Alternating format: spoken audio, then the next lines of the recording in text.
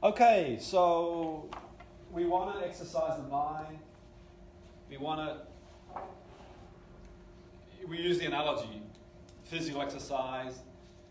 So you train physically, you don't train once and you're in great shape forever. You carry on training.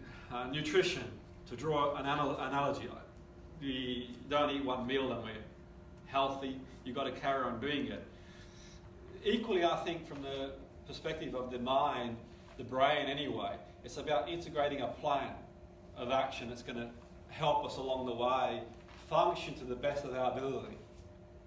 So for me, we can do a lot in one session. Equally, the trick is when someone's under pressure, how do they react then in certain situations that present the challenge mentally. So for me, I think it's really important to do and integrate training of the mind as much as one can do. We're going to have a bit of a go, a bit of fun now. The Stroop Test, it was named after J. Ridley Stroop in the name. So 1945, the Stroop Test is widely used measure of selective attention that requires interference, resolution, response inhibition, and response selection, which won't mean a great deal at this moment in time, but I'm going to go into more detail as we go along. So what we're going to do first of all, we're going to name the colours of the following words. Do not read the words, rather say the colour of the words. For example, if the word blue is printed in the red colour, you should say red. Okay, so we're going to do that, and I'm going to get a stopwatch, and I would encourage you... Say that again. Okay, that's okay, that's okay. Okay, so what we're going to do first of all is, and we can have a go away from you, have a go to practice it. So we're going to name the colours of the following. There's going to be, so we've got these words here.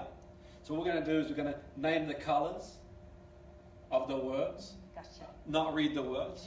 It's pretty tricky at first. We're going to sort of play around with it. I'm going to sort of play around with it. Yeah. Precisely. So if the word is blue, are we writing it down? you can if you want to. You can name it out loud in your mind, whatever works for you. Let's play around a little bit. Okay, so we know what we're doing? Yeah. Okay. Say the colour of the word. Yeah. If the word is blue, print in the red colour, the colour. Fantastic. As fast as you can. Exactly. Precisely. Exactly. And it's just, you're not being tested by anything specifically. Let's sort of just a bit of fun and games. Ready? Blue, green, red, yellow, blue, green, red, red, yellow, blue, red. Okay. How'd you find that? It's hard. Okay, pretty hard, isn't it? I'm being really. If you go back.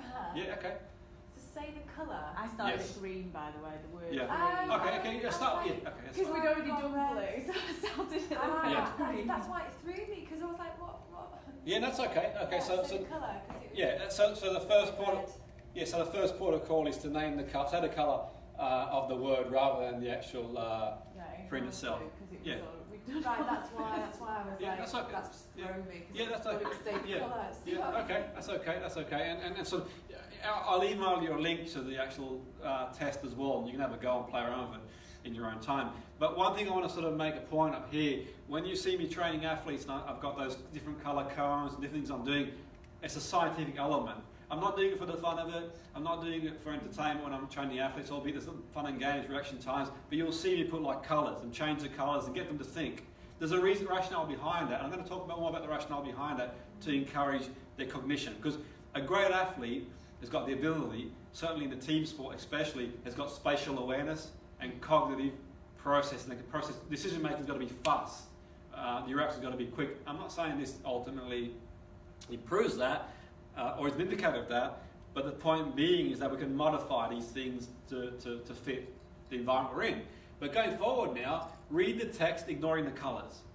Okay, so we read the text but we ignore the colours. So this is where we read the text. Okay, so we blue, sort of red, read, yellow, orange, brown, Yeah.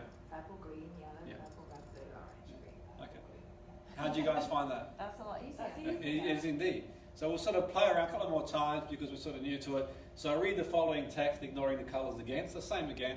So read. That's the purple, yellow, red, Yeah. black. How do you find that? Yeah, it's a lot easier. Yeah, pretty easy. Okay. Now we're going to go back to the colours. You're going to do a... Yeah. Precisely. Let's go to the colours now. See how you find it.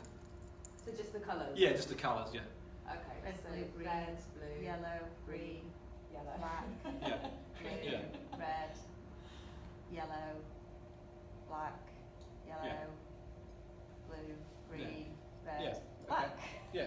fantastic. Yeah, that's a bit slower than it would be. It is. Well, and the reason being, in most cases, it takes longer to state the colour than the words.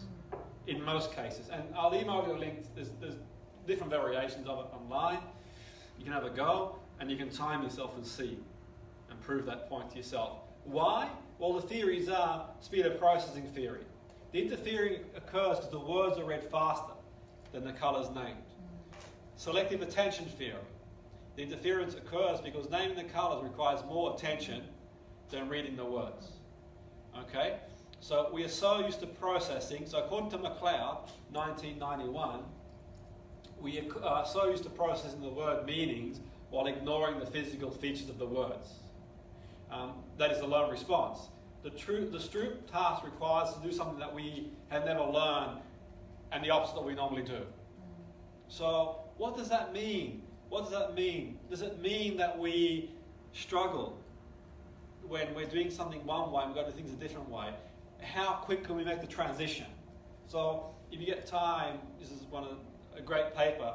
So the original Stroop paper, you can go online, it's out there, and read it. The 35 paper, 1935, which was cited by Stroop. But you will notice that it's much harder to get the colour right when reading the words, because the printed word distracts you. Yeah. The print distracts you. So reading is automatic, and it takes effort to suppress the meaning it generates. So the Stroop task measures inhibitory control. Okay? Inhibitory control. Think about it this way. Let me put it this way before we go on. We'll come back to it. We'll touch on this as we go along as well. It's not the only. Think about it this way. Have you ever bought a new car and the car you drove before had maybe the indicator on one side and you keep going to the other side? Anyone ever done that before? Yeah. Okay, you maybe got automatic to manual. Or maybe you've decorated the home, and where one thing used to be, it's not there anymore, and you've got to sort of adjust to it. Yeah. So for example, you might have a light switch one place and then you move it across, Yeah. and you go back to the other place. So can the brain effectively, in certain situations, make that transition quick enough? How quick does your brain make that transition to adapt to that new task is one thing to think about, going forward. And we're going to touch it as we go along. That's a key element. That's a key element from that point of view. So let's sort of recap from yesterday very briefly. We talked about yesterday how the brain evolves over 100 millions of years from simple organisms. So in the beginning, we talked yesterday about how the basic stimulus, in the beginning, it's a basic stimulus, away or towards. Okay, you clap your hands, the fish go that way, you shine a torch, the fish go this way, basic organism, and that goes into a spinal cord. So you've got a spine now that's more complicated, reflex-wise. Then we evolve with the brainstem. We talked about the brainstem, and the brainstem controls your breathing, your heartbeat, that controls the organs. And then you've got a hypothalamus. We talked about how the hypothalamus controls eating, drinking, sexual production. We talked about how in animals years ago, dogs and cats, they cut parts of the brain out, left just the brain, the hypothalamus, and they could still do that functioning. Okay. On top of the brain, the hypothalamus, we talked about the limbic system. The limbic system, we talked about some people who had damage to the limbic system and how their functionality was compromised. Different conditions, that's how we learn about the limbic systems, how it works. The case of HM, who had the controversial surgical procedure, never been done before, never been done again with the epilepsy. They took past the hippocampi out, and he was still functional, but he couldn't form any new memories. The Charles Whitman story, who had a tumour near the amygdala, and they think there was a correlation there between him and going out and shooting all those people.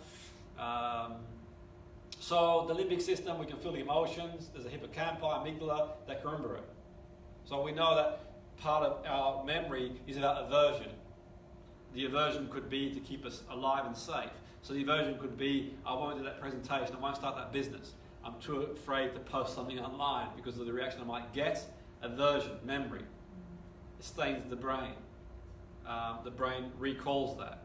One event can have a significant impact on us. A bit of turbulence in a plane, someone making a comment. So the brain becomes aversive. So the organism now becomes more complex. The brain's getting bigger. Limbic system, we have a new thing coming along now. And we develop a cognitive model. And as human beings, we're unique. Because if you look around, the animals, they're pretty much like they were from the beginning.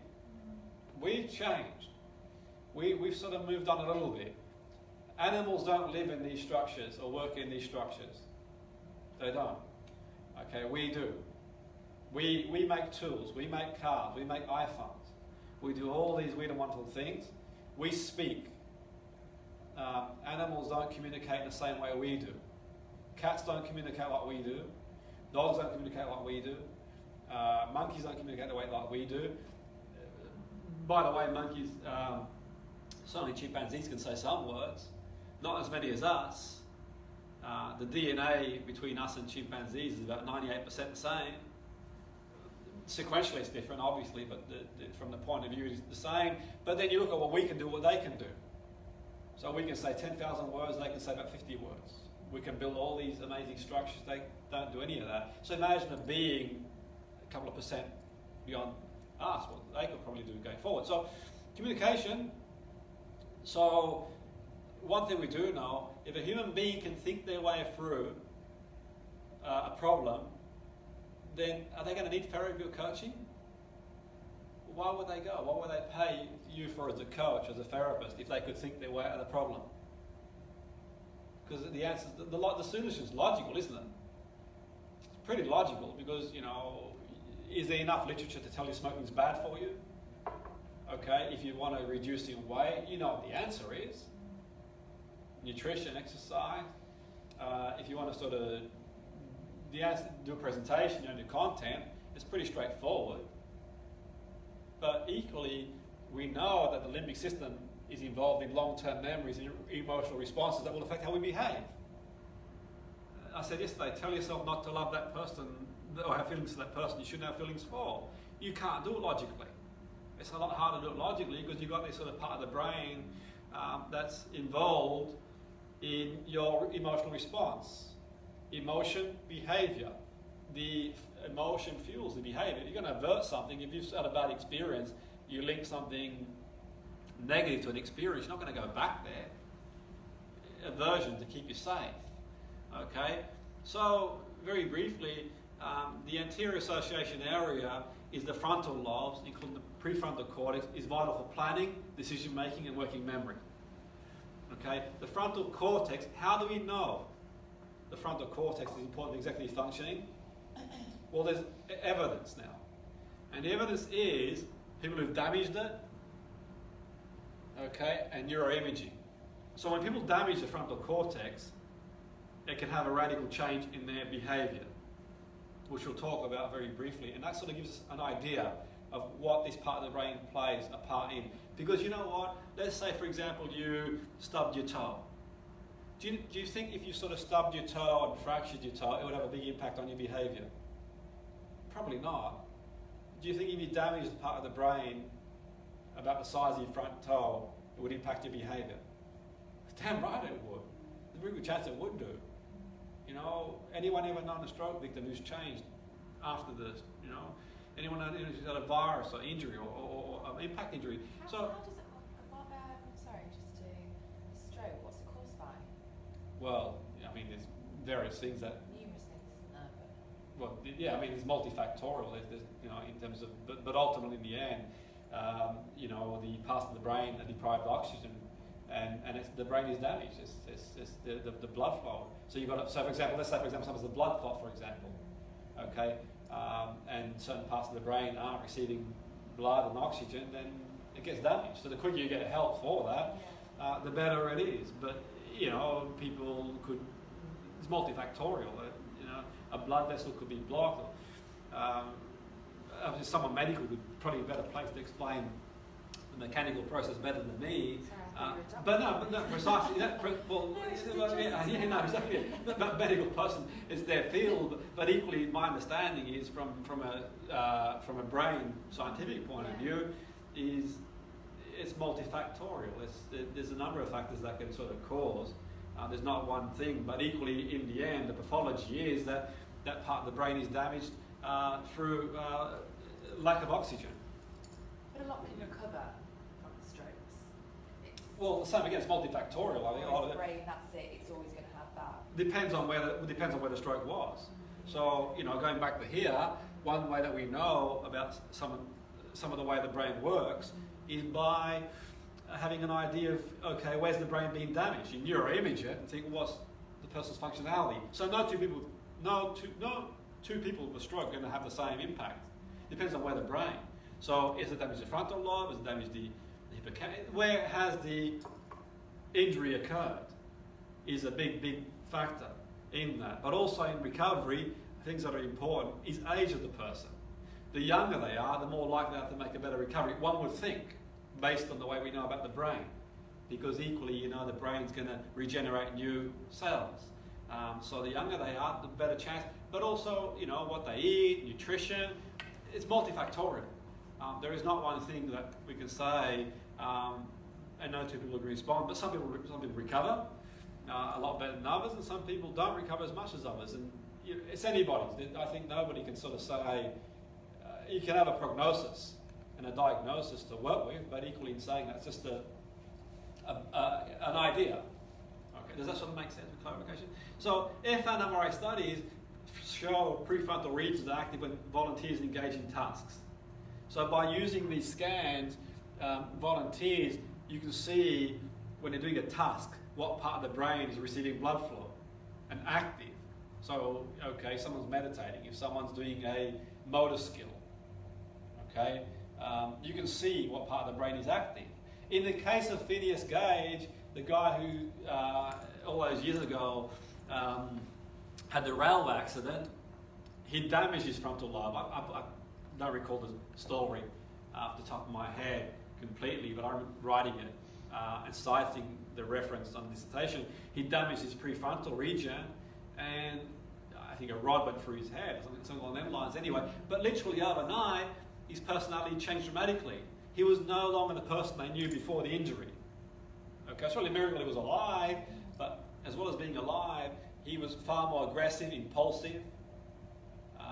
So I think it's quite amazing to think that he had a life beyond that. I mean, the life he had beyond that wasn't the life he had before, because he could no longer do what he could do, but he went away and he tried his hand at different things.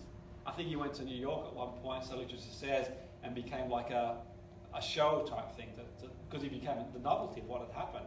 It was in the 1920s, I believe. But anyway, long story short, it shows us one thing's for sure: you damage that part of the brain, it has an impact on our behaviour. So, going back to what you said before, the stroke would depend on where and how quickly we get treatment for it as well, going forward. So one thing we do know, the prefrontal regions seem to be particularly important when we're learning new skills. So you learn a new skill, it's prefrontal cortex. Okay? Once the skill is established, the fMRI shows less frontal involvement. So when you first learn to drive, Yeah. the prefrontal cortex is like a Christmas tree. Not that one there, because the lights are turned off. But it's like the lights on everywhere. It's like, really a lot of activity in the prefrontal. Now, if you had to drive somewhere you've been 100 times before, there wouldn't be a lot of activity there, because you do it more unconsciously. Does that make sense? And that's like all things we do, first of all, to really think. So you do a dissertation, you're really thinking hard, and it's something new you've not done before, you're exhausted afterwards, because the brain requires a lot of energy. And that's something we'll go into as well on the course. The brain requires a lot of energy. Okay, so, if you look at the another paper, Hampshire et al. 2015, they suggest flexibility to environment. So in order to be, there's the law in NLP, some people state the law of requisite variety, and that's basically the more flexible we are, the system with most flexibility will always win. And there is a case for that, because here we know the more flexibility you've got in the frontal region, the more effective you're going to be in life. That's a given. Okay, that's a given. And you think about it this way: you read the paper, and you read. I was reading the paper the other day, and apparently someone had, I don't know, spilled a drink on someone in a pub, and the person had sort of started violently. Or you read the paper and you see, it was on the paper the other day, not that the papers always tell the truth, it might be on the internet, but there was a case where someone was like queuing up in the service station to buy a drink, and because they were taking a long time, someone sort of attacked them with a knife. And there was a police officer off duty who sort of, control the situation, but that was this person, I think, had been sent to prison, whatever. What would that suggest? Was a possibility the frontal region isn't processing the consequence of doing that, because the reality is, what would one do? I mean, is that in proportion to what the person was doing? I mean, sometimes I get frustrated when I'm sort of, when you go to a cash machine, there's nobody there, and then for some reason you're about to queue up to get some money out of the cash machine, and 5 people sort of run in front of you. But I'm hardly going to sort of start flipping and taking action, am I? It's like, well, I'll just abide my time. So, there is a case of prefrontal region. So we talked about in damage, executive function becomes compromised. A lot of evidence, neuropsychological evidence, cases of brain damage, the executive functioning becomes compromised, which we'll go into. And we've talked before about previously healthy people, head injury, stroke, damage to the frontal lobe, in the case of Phineas Gage, and it shows impairments in judgment and decision making. So what they would do before, they can't do anymore. What they can't do as well as they could do before if parts of the prefrontal lobe is damaged. That's how we know. That's how we know how important that part of the brain is. That's how we know. Well, one way of knowing. So, sort of going off piste a little bit, according to the research, a range of psychiatric and neurodevelopment conditions are also associated with impairments in executive functions and frontal lobe activity. Okay, so the likes of autism, schizophrenia, bipolar, major depression, they've all been linked to executive function deficits. Okay, the frontal lobe region. The frontal association, according to research, is particularly important for mental health. Okay, many psychiatric and neurodevelopment disorders are believed to involve abnormal functioning of the frontal lobes, especially the prefrontal cortex. It's very significant, okay, which I don't have the time to go into, and it's not the course to go into it, but you can sort of quench your own thirst and do your own reading, and you'll sort of see. Okay, so the prefrontal cortex plays a big role in high-order cognitive processes termed executive function. So, okay, we talked about that before. How do you cope with change? How do you cope with change? We talked about that before.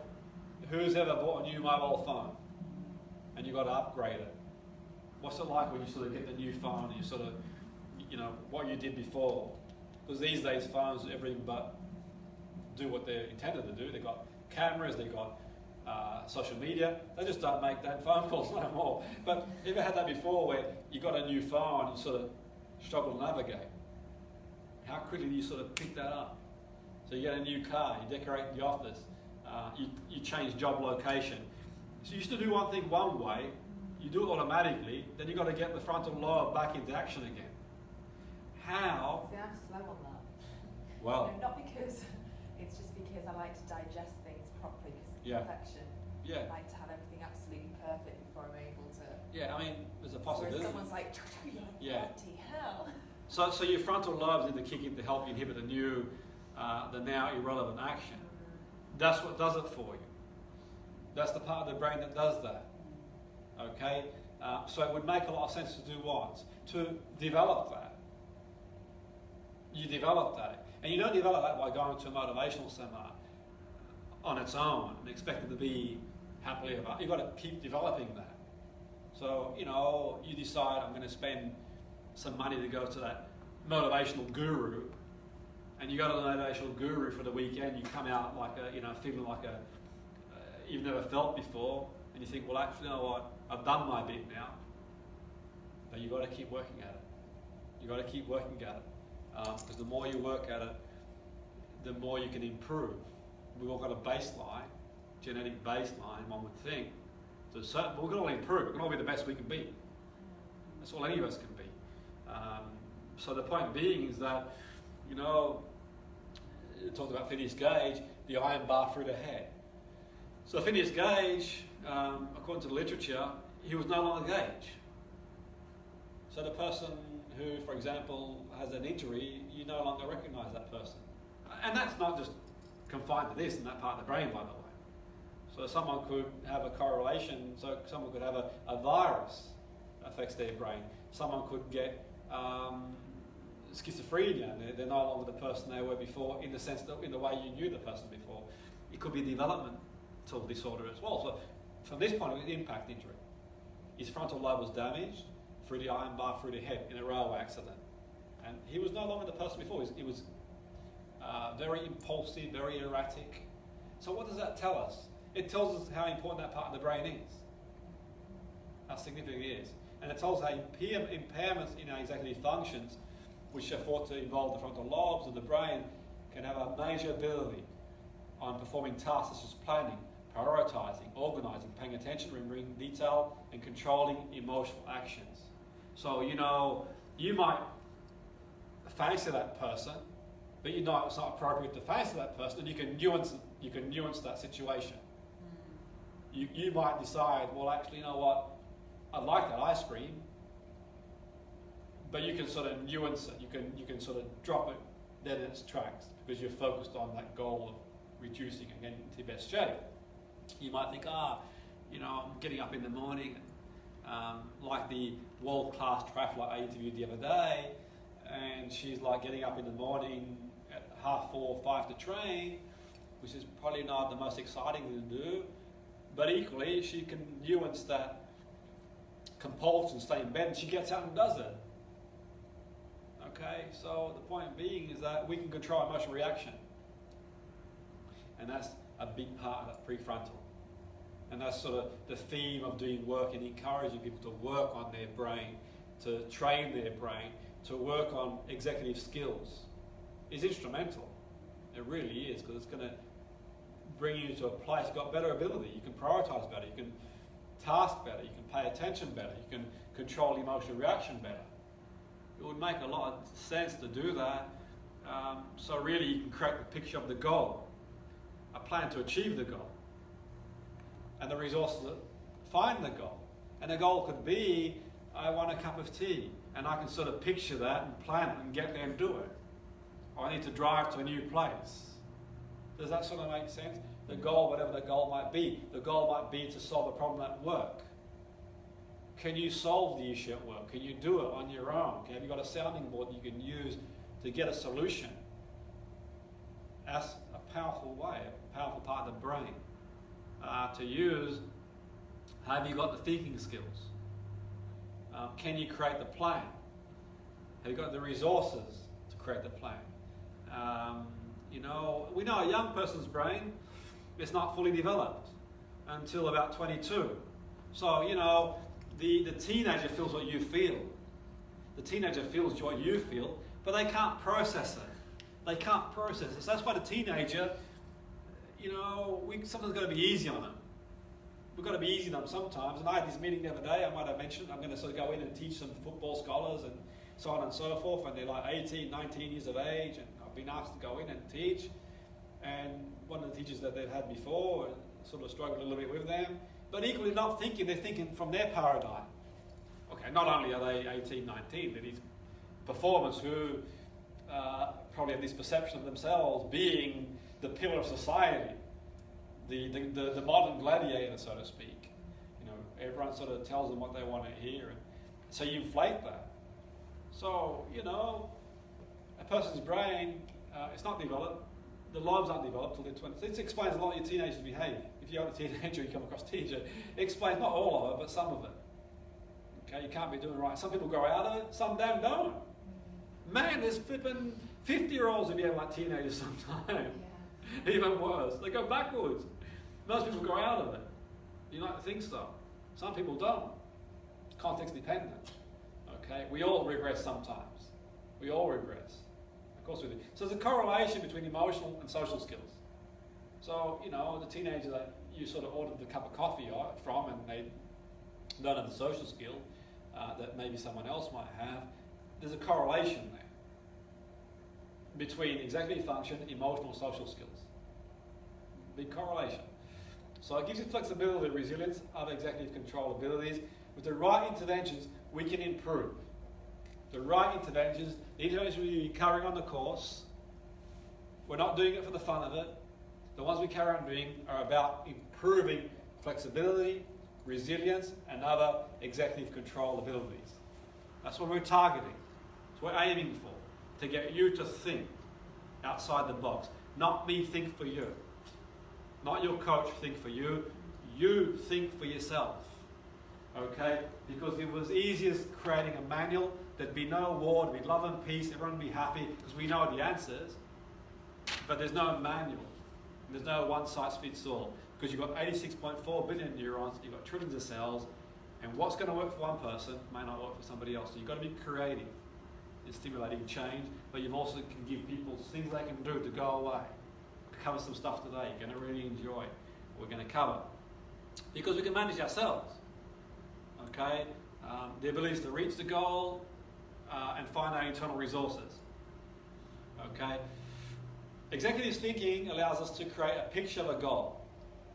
So a plan to achieve the goal, and remember to utilise the resources we need to do the goal. So you've achieved a number of goals today. You've driven here. You created a picture of where the venue is. You got in the car. You've sort of executed the plan. You've made yourself a cup of tea. You've done a number of, because human beings are goal orientated. So you've achieved a number of goals. So you've got a certain amount of skills. Some people can't do that. Why do you think they can't do that?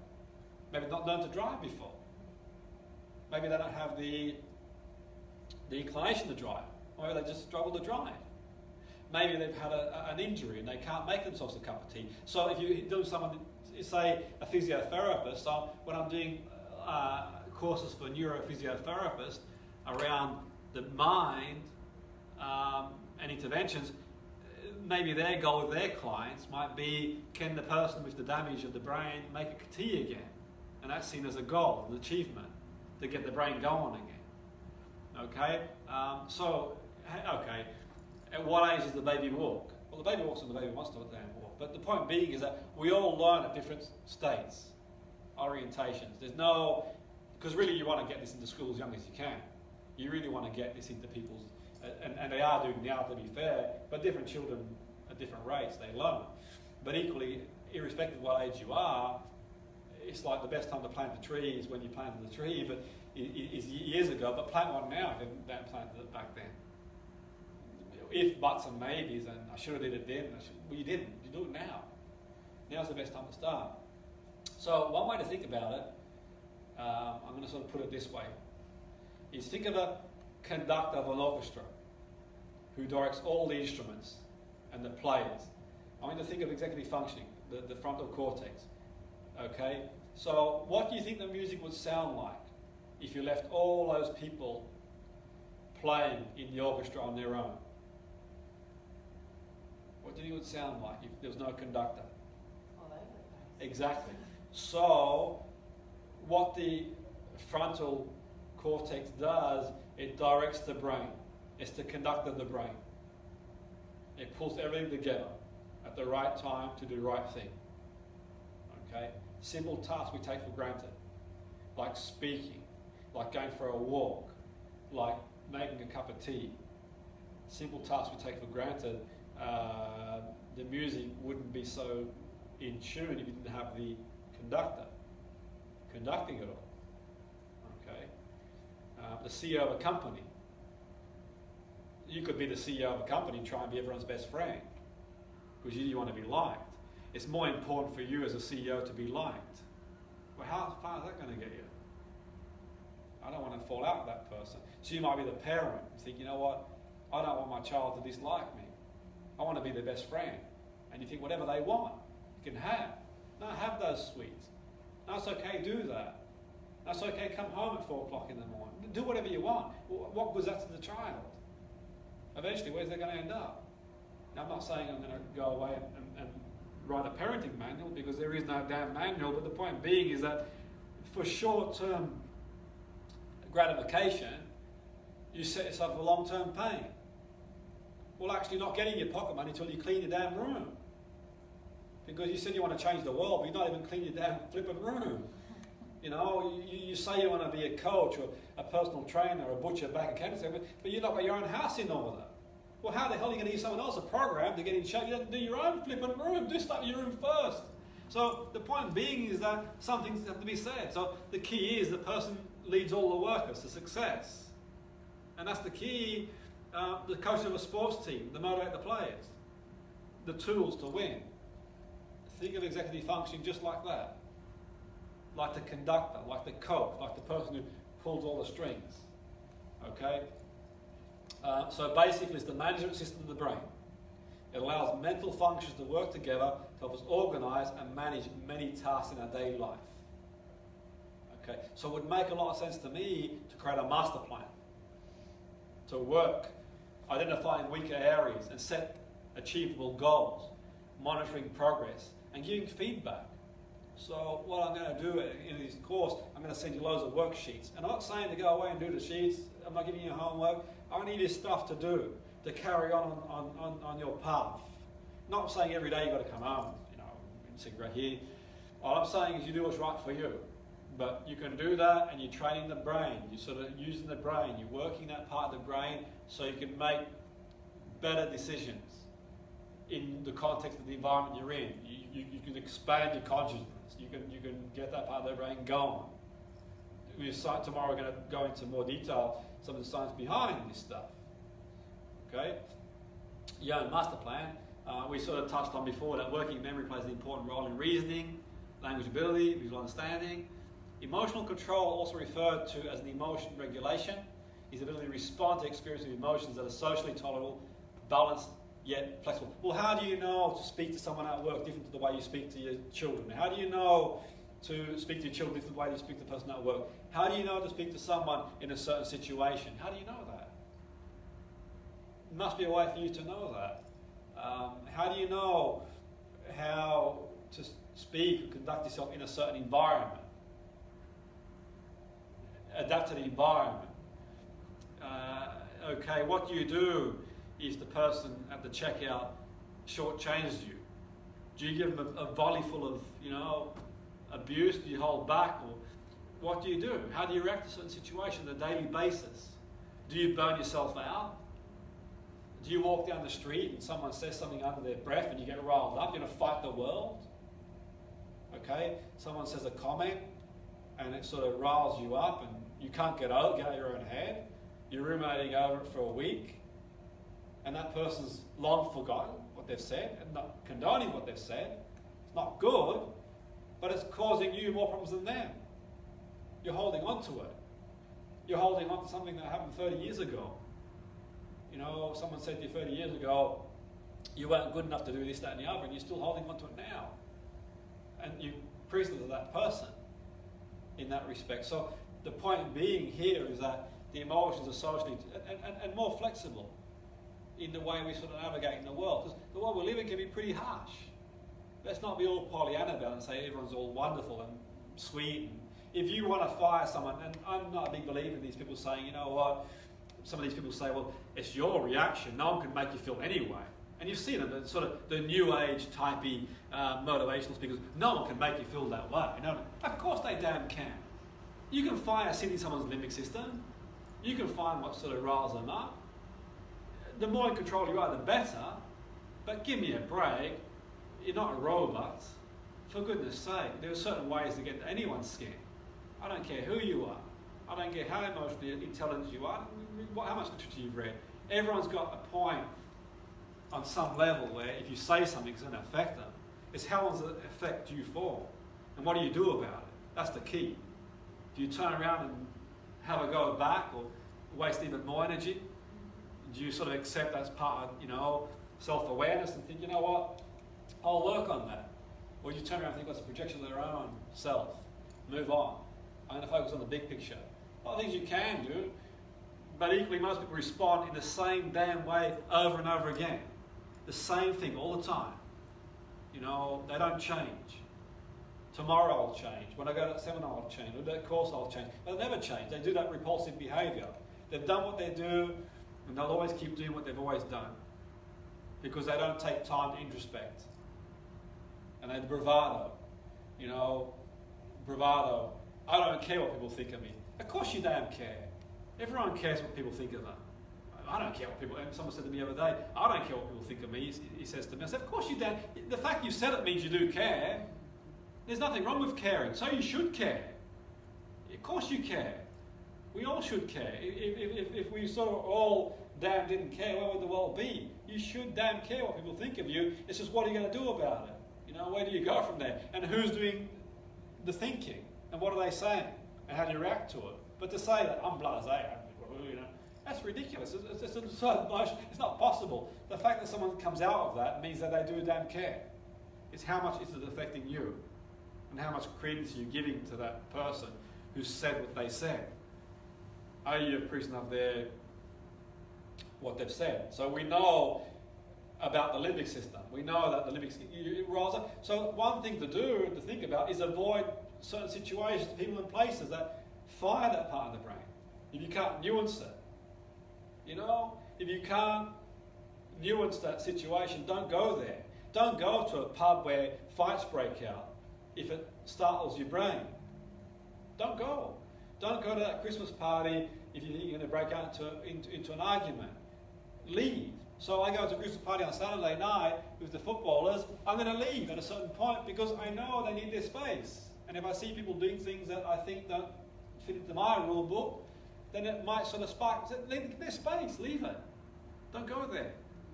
So that's a great place to start, but you can't avoid everyone and everything at all costs.